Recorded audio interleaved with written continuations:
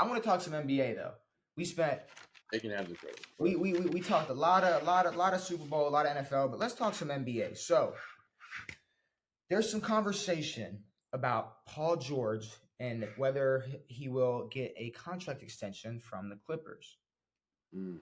Um, I think it relies heavily on the outcome of the season. sure. Well, there's Like also this is a team that is built around short contracts with superstars. yeah. Well. Okay. While I These look guys this teamed up, up to win championships. They didn't team up to live their careers out as a Clipper. while I look this up though, there was reports that the Sixers were the team that would be looking to pursue Paul George if he were to become a free agent. In the offseason. Maybe. So let's be real. Paul George becomes a free agent, it's going to be a lot of talk. Yeah. But I do agree with you. It's heavily going to come down to what happens this season. Now, already based off this year, they're playing great, staying healthy, they're doing their thing. And I personally don't think they're going to let Paul George slide, and nor do I really think Paul George wants to leave. Not right now, no. That's a whole other thing. It also relies on you've got 3 other superstars on that team. Kawhi, who has bounced around recently. Well, not really, but left a team he won a championship with to come here. You got James Harden, who's bounced around like a motherfucker. You got Russ, who was a Laker, who was a Rocket, who was a Wizard, who was a this, who was that. And it's like if they lose in the playoffs, if they win in the playoffs, is this team going to stay together?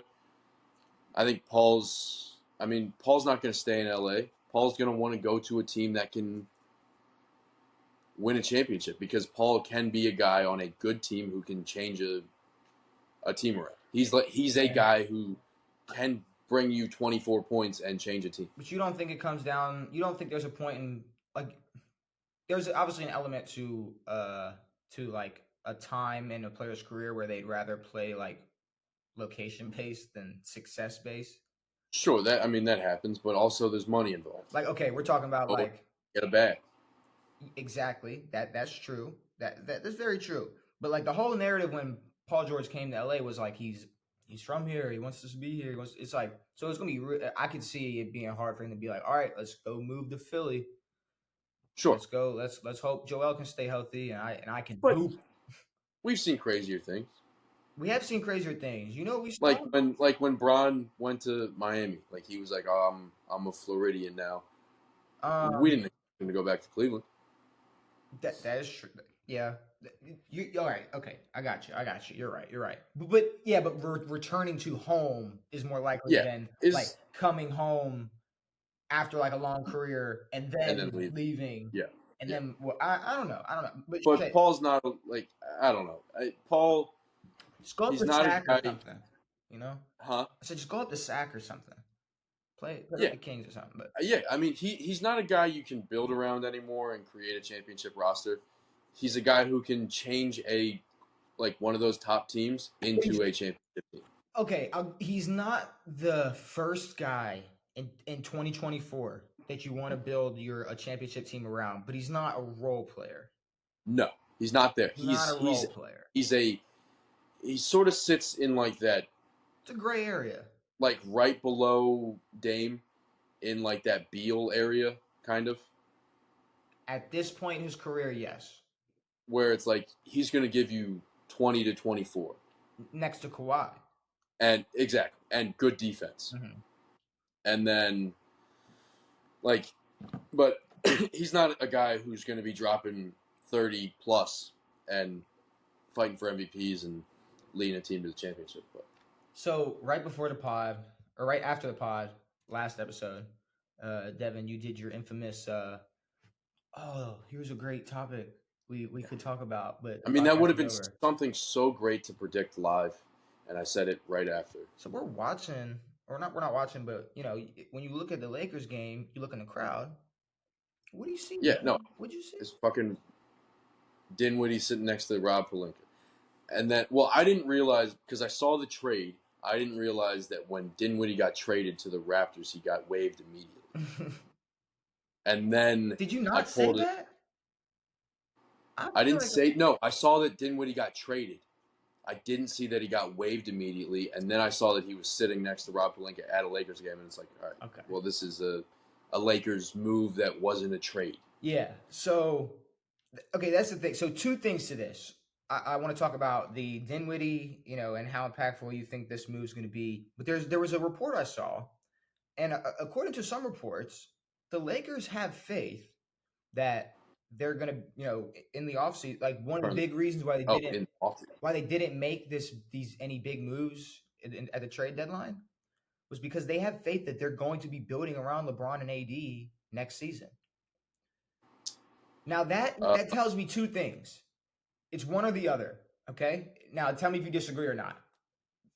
It's either they know something we don't, like they already know Bronny's playing a second year, or they already know, they like, or maybe LeBron's like, I don't know. It has to be. How old is Bryce? I don't know, but if I'm not even going that deep in the family LeBron tree, but the fact that that's even considered, maybe they know something we don't. Or the Lakers are naive enough to be like, he doesn't want to play with Bronny. He wants to win championships with the Lakers. It's like, I feel like if well, go ahead. It could be being naive, or it could just be, I guess, like settling your fans down. Mm-hmm.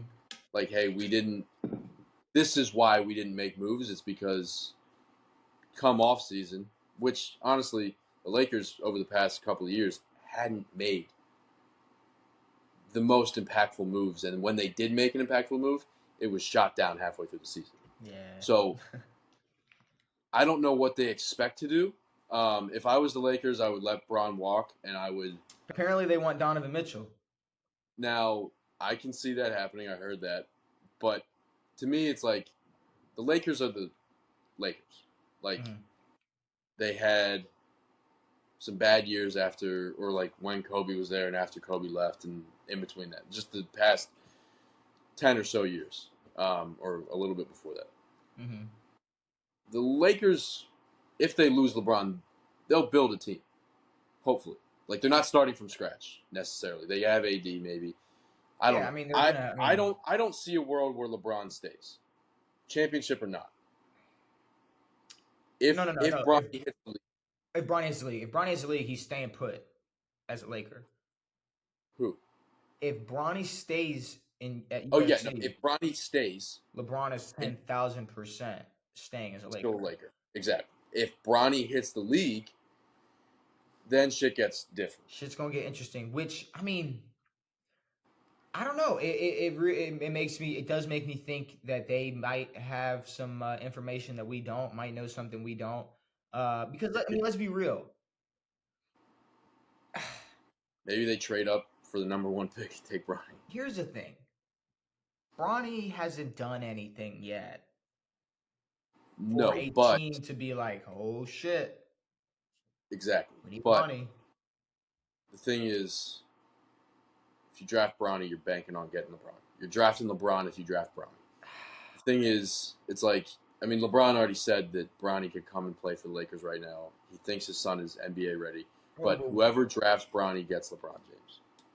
And that's just based on what LeBron has said in recent years. But so there's no world where teams are just like, even teams are like, you should probably play another year. Like, you. I mean, I can see LeBron telling his son to play next year.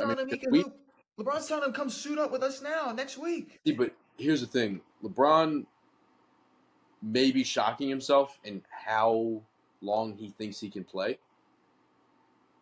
because he's still absolutely balling. Mm-hmm. Which I saw this. Go ahead. He could play 4 or 5 more years. He doesn't need, or more. Like, he doesn't need to rush getting his sons into the league and playing on a team with them. Yeah, I mean, maybe he is being a little more patient than he seems to be when he talks about how it's like, man, Bronny can come play now. Yeah. Okay, maybe he is in no rush and is like, play another year, get ready, come hoop. You'll have me and AD, or not me and AD, because you're not a Laker. We're gonna go. Me and you are gonna go Exactly. be playing We're gonna go in team up Atlanta or in. somewhere, Yeah, exactly. and we're gonna do our thing.